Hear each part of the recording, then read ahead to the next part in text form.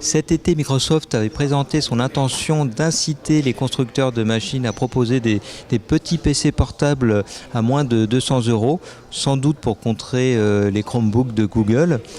Toshiba l'a fait avec son CL10, c'est au tour de Asus de le faire avec son e-book.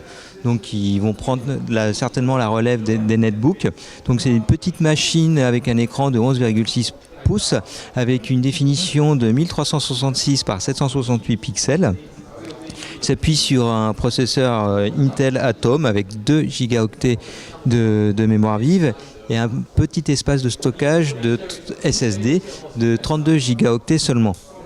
Car ces machines se destinent avant tout à un usage connecté. Et pour bien montrer cela, alors il y a les 15 gigaoctets de SkyDrive de Microsoft offerts à vie. À cela, Microsoft rajoute 100 gigaoctets, mais pour 2 ans seulement. Et Asus rajoute aussi sur son propre service 500 gigaoctets de stockage en ligne dans le cloud. Au niveau de la connectique, c'est restreint, mais on retrouve 2 ports USB, un slot pour carte mémoire micro SD, un port micro HDMI et une sortie casque audio. C'est au niveau de l'autonomie que ces machines se défendent très bien, puisque Asus annonce 12 heures pour la sienne. Ce e-book se décline en 3 coloris, le rouge, le champagne et le plus classique, le noir. Et elle devrait être disponible au mois de novembre à un tarif de 199 €. Cet été, Microsoft avait présenté son intention d'inciter les constructeurs de machines à proposer des petits PC portables à moins de 200 €, sans doute pour contrer les Chromebooks de Google. Toshiba l'a fait avec son CL10, c'est au tour de Asus de le faire avec son e-book. Donc ils vont prendre certainement la relève des netbooks.